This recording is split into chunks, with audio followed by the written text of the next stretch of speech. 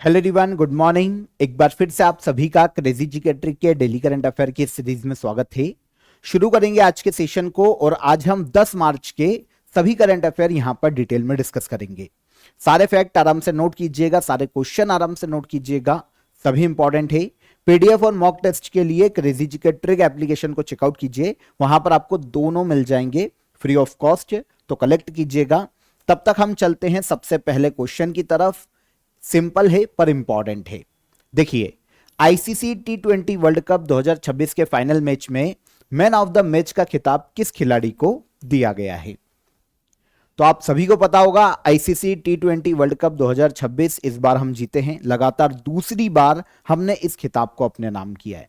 काफी रिकॉर्ड बने, सबकी बात करेंगे, लेकिन पहले आंसर ले लेते हैं। Man of the match final match में रहे जसप्रीत बुमराह। आंसर हो जाएगा आंसर बी। इस बार संयुक्त रूप से इंडिया और श्रीलंका ने यह वर्ल्ड कप होस्ट किया था। फाइनल नरेंद्र मोदी स्टेडियम में खेला गया, अहमदाबाद गुजरात में। इंडिया ने पहले बैटिंग की, 255 रन का स्कोर दिया, 5 विकेट हमने गंवाए। और न्यूजीलैंड ने अपनी पारी में 159 रन ही बनाए। न्यूजीलैंड को हमने फाइनल में 96 रन से हराया है। ओके, तो ये इंटरेस्टिंग है, याद रखिएगा। लगातार दूसरी बार अपने खिताब को डिफेंड करने वाली इंडिया पहली टीम बनी है। 2007 से, जब से टी20 वर्ल्ड कप शुरू किया गया है, पहली बार ऐसा हुआ है कि लगातार 2 बार इंडिया ने इस खिताब को अपने नाम किया। और इसके अलावा टी20 वर्ल्ड कप सबसे ज्यादा जीतने वाली टीम भी इंडिया बनी है। हमने 3 बार टी20 वर्ल्ड कप का खिताब जीता है। सबसे पहली बार 2007 में साउथ अफ्रीका में टी20 वर्ल्ड कप हुआ था। महेंद्र सिंह धोनी हमारे कैप्टन थे, तब हमने फाइनल जीता था। पहला इवेंट था, पहला एडिशन था और उसके विनर हम रहे थे। उसके बाद 2024 में लास्ट जो टी20 वर्ल्ड कप था, रोहित शर्मा हमारे कैप्टन थे। जो टी20 वर्ल्ड कप है संयुक्त रूप से अमेरिका और वेस्टइंडीज में आयोजित किया गया था और हमने फाइनल में साउथ अफ्रीका को हराकर यह खिताब जीता था। और अब यह तीसरी बार हमने खिताब जीता है, लगातार दूसरी बार यह हमारा खिताब है और हमने फाइनल में न्यूजीलैंड की टीम को हराकर यह खिताब जीता। फाइनल में जसप्रीत बुमराह ने 4 विकेट लिए, मैन ऑफ द मैच घोषित किए गए। संजू सैमसन के सबसे ज्यादा रन थे, तो प्लेयर ऑफ द टूर्नामेंट बने संजू सैमसन। 321 रन इन्होंने बनाए हैं। भारत 3 बार टी20 वर्ल्ड कप जीतने वाली पहली टीम बनी है। बैक टू बैक चैंपियन बनने वाली भी पहली टीम 2024 और 2026। ठीक है, टेबल देखें तो विनिंग टीम के हमारे कैप्टन थे सूर्य कुमार यादव, इंडियन टीम के। हेड कोच हमारे गौतम गंभीर हैं।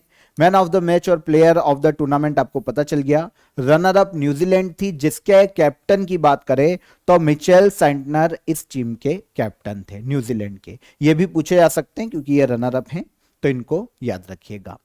इस बार का टी20 वर्ल्ड कप 20 टीमों ने पार्टिसिपेट किया था। 55 मैच खेले गए। इंडिया और श्रीलंका ने संयुक्त रूप से होस्ट किया और यह 10वां एडिशन था टी20 वर्ल्ड कप का, जिसका फाइनल 8 मार्च 2026 को नरेंद्र मोदी स्टेडियम में खेला गया। इजी, तो याद रखिएगा, पहला जो टी20 वर्ल्ड कप हुआ था साउथ अफ्रीका में हुआ था और हम विनर रहे थे। अब कमेंट में बता देना कि इस पहले टी20 वर्ल्ड कप में इंडिया ने किस टीम को हराकर यह खिताब जीता था। कमेंट जरूर कीजिएगा, बिना गूगल करे कमेंट करना। बहुत ही बेसिक न्यूज है, अगर आप क्रिकेट लवर हैं तो आपको पता होगा। ठीक है। सेकंड, मद्रास हाईकोर्ट के नए मुख्य न्यायाधीश के रूप में किसे नियुक्त किया गया है? मद्रास हाईकोर्ट के नए मुख्य न्यायाधीश जस्टिस सुश्रुत अरविंद धर्माधिकारी अपॉइंट किए गए। इंडियन कॉन्स्टिट्यूशन के आपको 2 आर्टिकल पता होना चाहिए। एक है आर्टिकल 217 और एक आता है आर्टिकल 222। यह बहुत ही इंपॉर्टेंट है।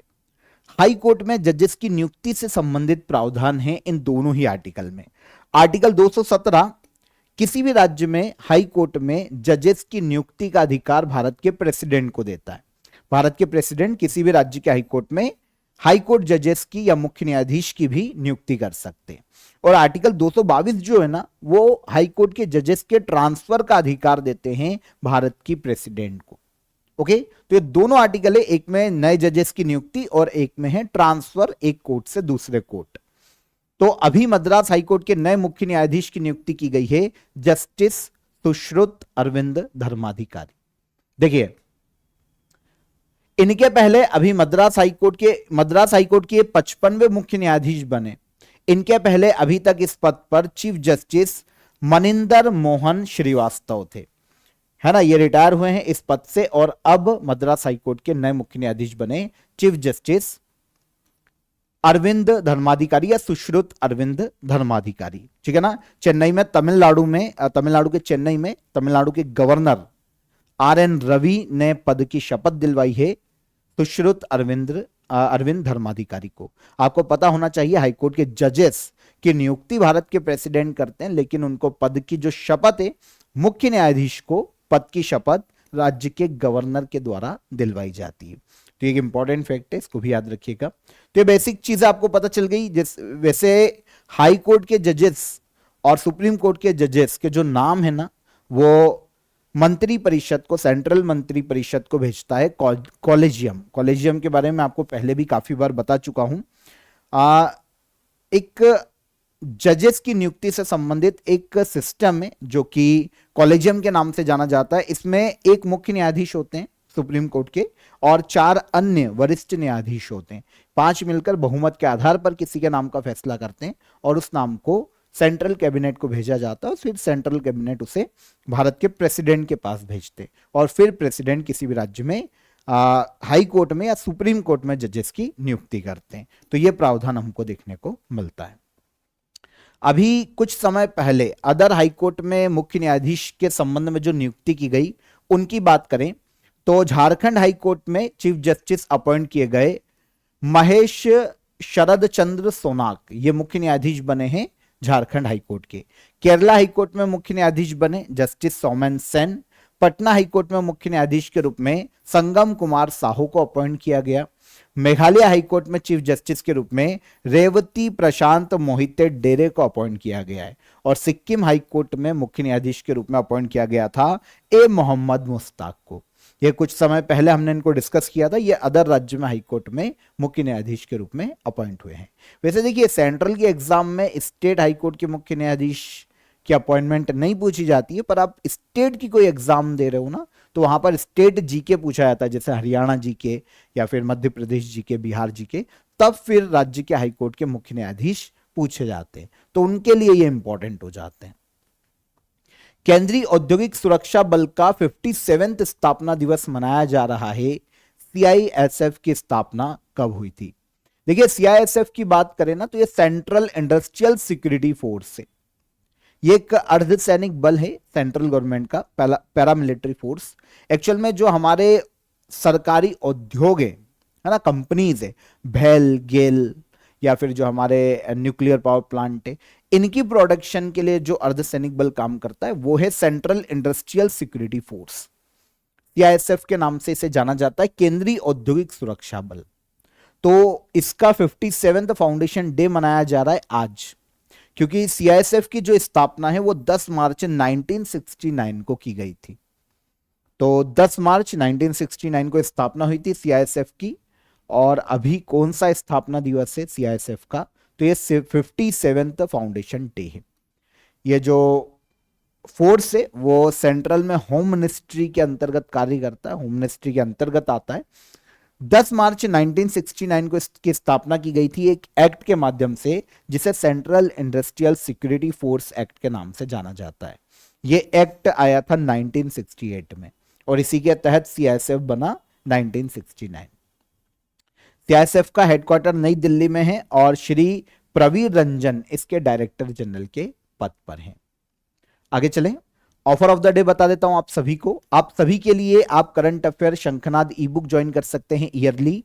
ये आपको अभी फरवरी 2026 तक अपडेटेड मिलेगी। सारी आपको current affair, detailed current affair यहां पर अवेलेबल है। इसके अलावा 500 प्लस आपको वन लाइनर यहां पर देखने को मिल जाएंगे।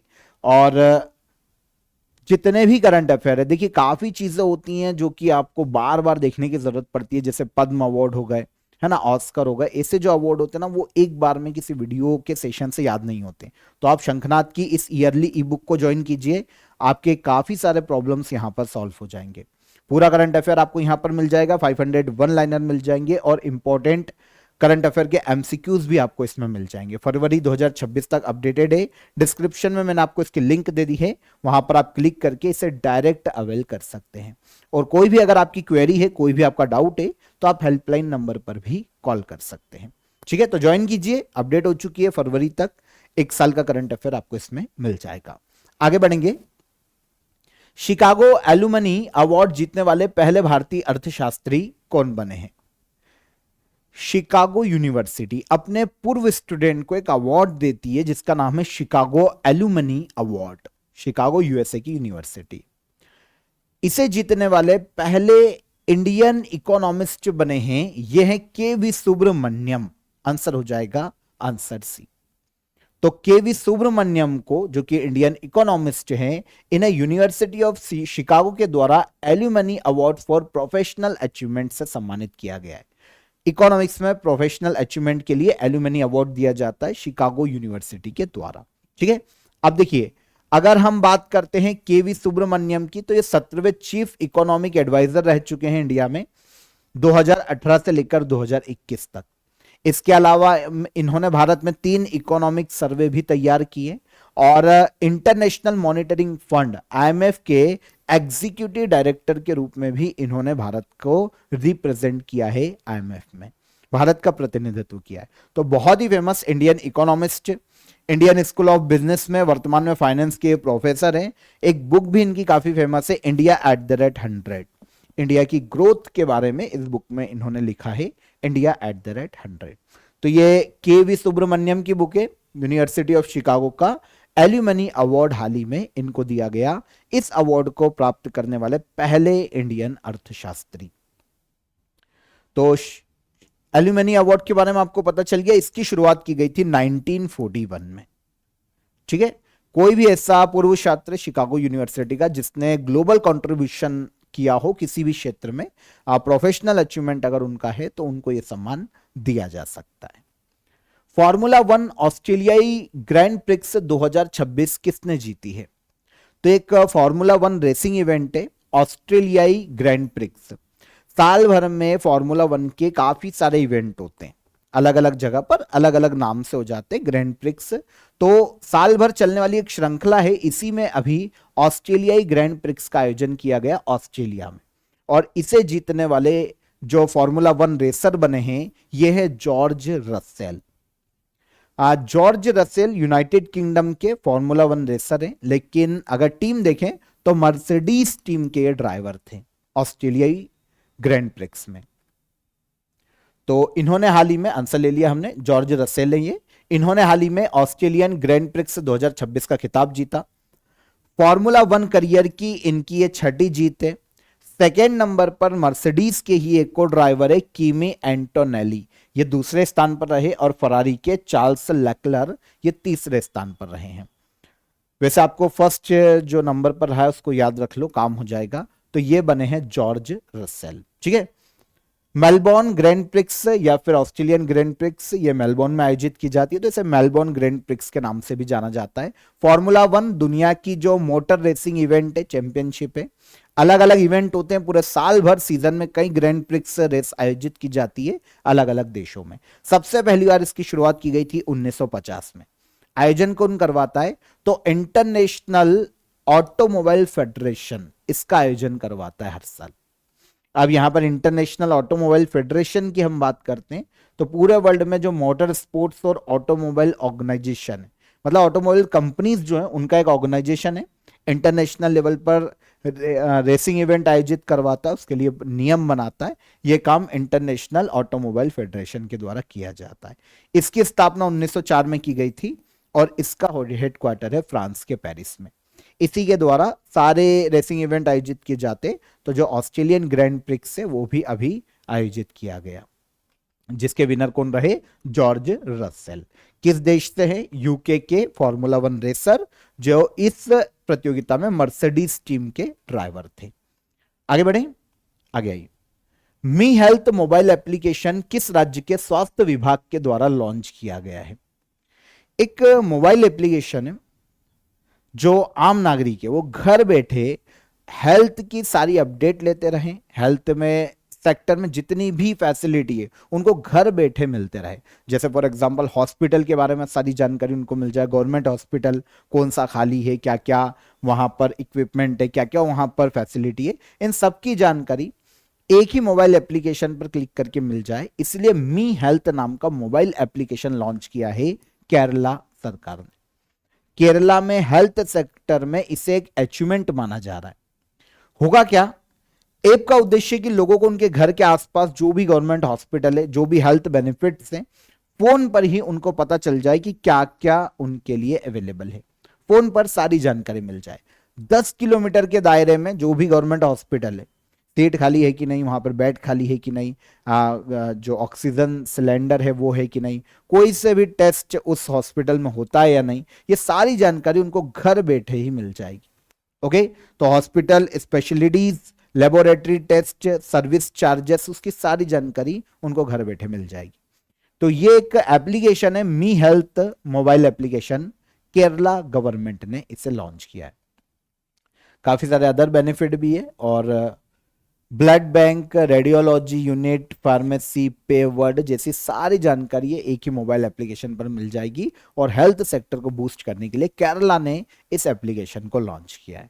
तो आम नागरिकों के लिए नॉर्मली निकाला गया है और पूरे राज्य में से लागू किया गया। हाल ही में आयोजित अभ्यास लेमिटिए 2026 भारत और किस देश के बीच में एक संयुक्त सैन्य अभ्यास है। तो एक मिलिट्री एक्सरसाइज का आयोजन किया जा रहा है लेमिटिए 2026। ये जो मिलिट्री एक्सरसाइज है ना, इंडिया और सेशल्स के बीच में आयोजित की जाती है। ये 2001 में शुरू हुई थी, ठीक है, और 2 साल में नॉर्मली एक बार की जाती है। अभी तक क्या होता था, इसमें केवल जो आर्मी होती थी ना, वो ही पार्टिसिपेट करती थी। लेकिन पहली बार ऐसा हो रहा है कि इंडिया की तीनों सेनाएं और सेशल्स की तीनों सेनाएं, नेवी, आर्मी और एयरफोर्स, तीनों यहां पर पार्टिसिपेट कर रही, पहली बार। इस बार जो आयोजन किया जा रहा है ना, वो 11th एडिशन है इंडिया और सेशल्स के बीच में लेमिटिए 2026 मिलिट्री एक्सरसाइज। 11वां एडिशन है, आयोजन किया जा रहा है सेशल्स में। यह 9 मार्च को कल शुरू हुआ है और 20 मार्च तक इसका आयोजन किया जाएगा, 12 दिनों तक। सेशल्स में एक सेशल्स डिफेंस एकेडमी है, वहां पर इसका आयोजन किया जाएगा। उद्देश्य की बात करें तो जो सेमी अर्बन क्षेत्र है, अर्ध शहरी क्षेत्र है, वहां पर पीस कीपिंग ऑपरेशन चलाना, आपसी तालमेल स्थापित करना और इंडियन ओशन रीजन में मैरीटाइम सिक्योरिटी को बढ़ावा देना। अगर कोई इंडियन ओशन में कोई प्रॉब्लम आता है तो जॉइंट मिलिट्री ऑपरेशन किए जा सके, इसकी अभ्यास किया जा रहा है लेमिटिए 2026 मिलिट्री एक्सरसाइज में। 2001 में शुरू हुआ है, लेकिन 2 साल में एक बार होता है नॉर्मली। इस बार इसका 11वां एडिशन। ओके, और पहली बार तीनों सेनाएं यहां पर, तीनों आर्म्ड फोर्स हमारी पार्टिसिपेट कर रही है। शुरुआत कब, 2001 फर्स्ट एडिशन हुआ था 2001 में सेशल्स में। इजी, तो याद रखना, ये पूछा जा सकता है। सेशल्स एक अफ्रीकी कॉन्टिनेंट के पूर्व में एक island country, Seychelles Indian ocean में। तो इंडिया और सेशल्स के बीच में लेमिटिए मिलिट्री एक्सरसाइज के 11वें एडिशन का आयोजन किया जा रहा है। भारत सरकार ने ग्रीन अमोनिया और ग्रीन मेथनॉल के मानक किस मिशन को बढ़ावा देने के लिए जारी किए। तो इंडियन गवर्नमेंट ने ग्रीन अमोनिया और ग्रीन मेथनॉल के कुछ स्टैंडर्ड जारी किए हैं, और ये स्टैंडर्ड जारी किए गए हैं नेशनल ग्रीन हाइड्रोजन मिशन के तहत। समझना पड़ेगा क्या है। तो देखिए, स्टैंडर्ड किसके जारी किए गए, ग्रीन अमोनिया और ग्रीन मेथनॉल के। नेशनल ग्रीन हाइड्रोजन मिशन के तहत ये स्टेप लिया गया है सेंट्रल गवर्नमेंट के द्वारा। देखिए, लक्ष्य क्या है, ग्रीन फ्यूल का प्रोडक्शन बढ़ाना, एक्सपोर्ट बढ़ाना और भारत को global hub banana green fuel का। कोई भी ईंधन ग्रीन तभी माना जाएगा इसके अकॉर्डिंग जब उसे बनाने में रिन्यूएबल एनर्जी से बनी हुई ग्रीन हाइड्रोजन का यूज किया जाएगा। ये यहां पर डेफिनेशन सेट की गई है। इसके अलावा काफी सारी अलग अलग चीजों को स्टैंडर्ड इसका बनाया गया है। ग्रीन मेथनॉल बनाने के लिए जो कार्बन डाइऑक्साइड इस्तेमाल होगी वह बायोजेनिक सोर्सेस से, डायरेक्ट एयर कैप्चर से या फिर इंडस्ट्रियल सोर्सेस से प्राप्त की जा सकती है। इसके अलावा देखिए, ग्रीन अमोनिया के लिए जो अधिकतम CO2 इक्विवेलेंट पर केजी का एमिशन रखा गया है वो है 0.38 केजी। काय के लिए? Green ammonia. ग्रीन अमोनिया के लिए अधिकतम 0.38 KG CO2 equivalent per KG का एमिशन तय किया गया। और वहीं पर जब हम ग्रीन मेथनॉल की बात करते हैं तो इसके लिए 0.44 KG CO2 equivalent per KG emission सीमा निर्धारित की गई। सर दोनों लाइन समझ नहीं आई। देखिए, ग्रीन अमोनिया, अमोनिया के निर्माण को ग्रीन अमोनिया तब माना जाएगा जब पर केजी जो एमिशन है कार्बन उत्सर्जन, मतलब 1 किलो जब ग्रीन अमोनिया का निर्माण किया जा रहा है तो उसमें अधिकतम 0.38 केजी CO2 का उत्सर्जन होना चाहिए मैक्सिमम। उससे ज्यादा हुआ तो फिर उसको ग्रीन अमोनिया नहीं माना जाएगा। ये स्टैंडर्ड सेट किए गए। इसके अलावा जब ग्रीन मेथनॉल की बात होती है तो इसमें 1 केजी ग्रीन मेथनॉल को बनाने के लिए 0.44 केजी CO2 उत्सर्जन से ज्यादा उत्सर्जन नहीं होना चाहिए, मैक्सिमम इतना हो सकता है, तब फिर वो ग्रीन मेथनॉल की कैटेगरी में माना जाएगा। देखिए, आपको यहां पर एमिशन स्टैंडर्ड को समझना पड़ेगा कि ये क्या होता है। एक्चुअल में क्या है ना, अधिकतम किसी को चीज को बनाने के लिए एक CO2 उत्सर्जन की मात्रा सेट कर दी जाती है कि कोई प्रोडक्ट बनाने में अधिकतम इतना प्रदूषण किया जाता है, अधिक से अधिक, तो फिर वो ग्रीन प्रोडक्ट माना जाएगा। अदरवाइज अगर उससे ज्यादा होता है तो फिर उसको ग्रीन कैटेगरी में, रिन्यूएबल एनर्जी में कंसीडर नहीं किया जाएगा। तो उत्पादन के दौरान सबसे ज्यादा CO2 एमिशन हुआ तो उसे, जो भी स्टैंडर्ड सेट किया गया, जो भी लिमिट सेट की गई है, अगर उससे ज्यादा CO2 का उत्सर्जन होता है तो फिर उसे ग्रीन फ्यूल नहीं माना जाएगा। तो यहां पर इस केस में यही हुआ है, ग्रीन अमोनिया का डिसाइड कर दिया 0.38 केजी CO2 से ज्यादा उत्सर्जन नहीं होना चाहिए 1 किलोग्राम पर, है ना। और ग्रीन मेथनॉल के केस में 0.44 केजी CO2 से ज्यादा उत्सर्जित नहीं होना चाहिए 1 किलोग्राम के निर्माण पर। ये जो स्टैंडर्ड सेट किए गए ना, इसका उद्देश्य भारत में fertiliser, shipping, power, heavy industry में कार्बन एमिशन को कम करना। तो इसीलिए इन दोनों पर यह स्टैंडर्ड सेट किया गया है। और जो स्टैंडर्ड सेट किया गया है वो नेशनल ग्रीन हाइड्रोजन मिशन के लक्ष्य को प्राप्त करने के लिए। भारत में नेशनल ग्रीन हाइड्रोजन मिशन ये 2023 में आया था, 4 जनवरी 2023 में। ग्रीन हाइड्रोजन का प्रोडक्शन बढ़ाना, ठीक है, कार्बन एमिशन को कम करना और भारत को ग्लोबल क्लीन एनर्जी हब बनाना, यह नेशनल ग्रीन हाइड्रोजन मिशन का मुख्य उद्देश्य है। इसके तहत मिशन के लिए 19,700 करोड़ रुपए का बजट प्रारंभिक रूप से तय किया गया था। Ministry of new and renewable energy इसको संचालित कर रही है, नेशनल ग्रीन हाइड्रोजन मिशन को। लक्ष्य इस मिशन का कि 2030 तक भारत में 5 मिलियन मीट्रिक टन की ग्रीन हाइड्रोजन प्रोडक्शन कैपेसिटी को हम प्राप्त कर पाए और 2030 तक इंडिया को ग्रीन हाइड्रोजन का ग्लोबल हब बना पाए। ठीक है। अंतर्राष्ट्रीय महिला दिवस 2026 के अवसर पर Guinness world record lezim dance कहां आयोजित किया गया? तो इंटरनेशनल विमेंस डे 8 मार्च को था। इस दिन भारत ने लेजिम डांस में एक Guinness book of world record बनाया है और यह लेजिम डांस का जो रिकॉर्ड है ये महाराष्ट्र के डोंबिवली में बना है। लेजिम डांस की बात करें ना तो महाराष्ट्र का एक पारंपरिक नृत्य है, एक मिलिट्री स्टाइल भी है। समझिए, जो क्या होता था कि मराठाओं के शासनकाल में स्पेशली क्या होता था कि राजाओं के सामने जो नृत्य करने वाले होते थे वो लेजिम नृत्य करते थे। लेजिम नृत्य और सैनिकों के लिए व्यायाम के रूप में भी लेजिम नृत्य को ऑर्गेनाइज किया जाता था। आज क्या है कि पूरे महाराष्ट्र में अलग अलग जो सांस्कृतिक महोत्सव होते हैं, जो त्योहार होते हैं, उसमें लेजिम नृत्य किया जाता है, महाराष्ट्र की पृष्ठभूमि से संबंधित है। तो अभी महाराष्ट्र के डोंबिवली में लेजिम नृत्य का एक गिनीज वर्ल्ड रिकॉर्ड बना है। सामूहिक रूप से लेजिम डांस किया गया। डोंबिवली थाने डिस्ट्रिक्ट में आता है महाराष्ट्र में। यहां पर 9,111 महिलाओं ने ऑलमोस्ट 5 मिनट से ज्यादा तक लेजिम डांस करके Guinness book of world record बनाया। पहले भी यह रिकॉर्ड महाराष्ट्र के ही सांगली जिले के नाम था, तब यह रिकॉर्ड बना था 7,338 महिलाओं के डांस का और अब 9,111 महिला और छात्राओं के डांस का वर्ल्ड रिकॉर्ड बना है महाराष्ट्र के डोंबिवली में। तो लेजिम नृत्य एक ट्रेडिशनल फोक डांस है, एक्सरसाइज स्टाइल है जो कि मराठा साम्राज्य में काफी देखने को मिलती है। अब ये क्या होता है, लेजिम नाम का इंस्ट्रूमेंट होता है, मेटल की प्लेट्स होती है, एक छड़ी होती है, और जब उसको लेकर डांस करते तो उसमें से साउंड भी आता है। तो एक म्यूजिकल इंस्ट्रूमेंट को लेकर ये डांस किया जाता है। ठीक है, स्कूलों में, त्योहारों में, कल्चरल इवेंट में महाराष्ट्र में काफी किया जाता है। लास्ट क्वेश्चन, केजी जॉर्ज का हाल ही में निधन हो गया, ये किस क्षेत्र से संबंधित है? केजी जॉर्ज ये इंडियन आर्मी के सैनिक है, काफी फेमस है। इनका हाल ही में निधन हो गया है 95 वर्ष की आयु में, केजी जॉर्ज। ठीक है, लांस हवलदार केजी जॉर्ज इंडियन आर्मी के सैनिक थे। 95 ईयर की एज में इनका निधन हो गया। इन्हें इनके साहस के लिए वीर चक्र से सम्मानित किया जा चुका है। 1965 की इंडो पाकिस्तान वॉर में इन्होंने भाग लिया था और वाघा बॉर्डर पर इन्होंने हमारी सेना का नेतृत्व किया था काफी वीरता से, तो इनको वीर चक्र से सम्मानित किया गया था। हाल ही में लांस हवलदार केजी जॉर्ज का, इंडियन आर्मी के सैनिक है, इनका 95 ईयर की एज में निधन हो गया।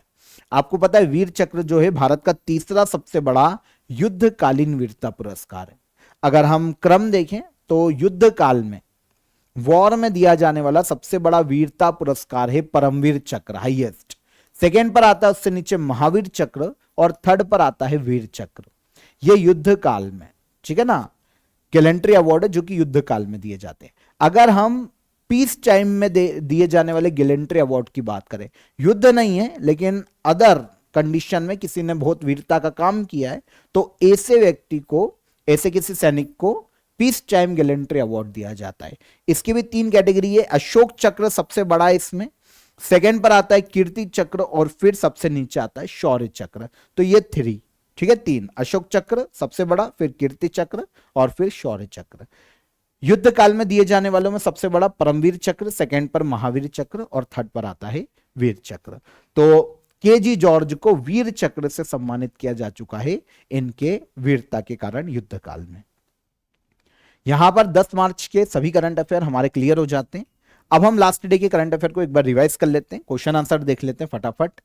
किस राज्य ने बजट 2026-27 में 16 वर्ष से कम उम्र के बच्चों के लिए सोशल मीडिया पर प्रतिबंध लगाने का प्रस्ताव रखा है? तो यह हो जाता है कर्नाटक सरकार या कर्नाटक राज्य। यूके के रॉयल ज्योग्राफिकल सोसाइटी द्वारा दिए जाने वाले एस्मंड बी मार्टिन पुरस्कार 2026 को प्राप्त करने वाली पहली भारतीय कौन बनी है? तो यह है कीर्ति के करंथ। भारत के पहले नदी आधारित प्रकाश स्तंभ किस नदी पर बनाए जा रहे हैं? तो ब्रह्मपुत्र रिवर पर। हर साल इंटरनेशनल विमेंस डे कब मनाया जाता है? 8 मार्च को। हुरून ग्लोबल रिच लिस्ट 2026 के अनुसार एशिया के सबसे अमीर व्यक्ति कौन बने हुए हैं? तो यह है Mukesh Ambani. Barbie dream team 2026 में शामिल होने वाली भारतीय खिलाड़ी कौन है? तो यह कौन है? स्मृति मंधाना। मार्च 2026 में महाराष्ट्र के पालघर जिले में बोईसर महाराष्ट्र औद्योगिक विकास निगम क्षेत्र में किस गैस के रिसाव के कारण 2600 लोगों को सुरक्षित निकाला गया? तो ये ओलियम गैस थी। किस संगठन के साथ नीति आयोग ने आकांक्षी जिलों और ब्लॉकों में पोषण और स्वास्थ्य परिणामों में सुधार के लिए समझौता किया है? तो यह समझौता हुआ है यूनिसेफ इंडिया के साथ में। आईबीएम ने भारत में किस नाम से इंफ्रास्ट्रक्चर इनोवेशन सेंटर लॉन्च किया है? तो यह संगम इंफ्रास्ट्रक्चर इनोवेशन सेंटर लॉन्च किया गया। चर्चा में रहा ऑपरेशन संकल्प किससे संबंधित है? तो यह मैरीटाइम सिक्योरिटी मिशन है इंडियन नेवी का। यह होगा कल के सेशन के हमारे current affair revise. Question of the day का answer, national women's hockey league 2024-25 का विनर कौन रहा? तो यह हरियाणा रहा। 2025 में वर्ल्ड बिलियर्ड्स का खिताब किसने जीता? सौरभ कोठारी ने जीता। और क्रिश्चियन स्टॉकर किस देश के चांसलर हैं? तो ये ऑस्ट्रिया के चांसलर बने हैं क्रिश्चियन स्टॉकर। ये सभी करंट अफेयर हमारे क्वेश्चन ऑफ द डे के आंसर हो गए। अब आज के question of the day, Mandsaur की संधि किसके मध्य हुई थी? भारत में पहली बार जनगणना कराने का श्रेय किसे दिया जाता है? और प्रेस की स्वतंत्रता का मुक्तिदाता किसे कहा जाता है? तीनों हिस्ट्री से क्वेश्चन है, इंपॉर्टेंट है, नोट करो, कमेंट में आंसर करो। सेशन पसंद आया हो तो लाइक और शेयर करके जाइएगा, और चैनल पर पहली बार आए हो तो चैनल को सब्सक्राइब कर लो। हम कल फिर मुलाकात करेंगे नेक्स्ट डे की करंट अफेयर में। तब तक अपना ख्याल रखिएगा। जय हिंद, जय भारत।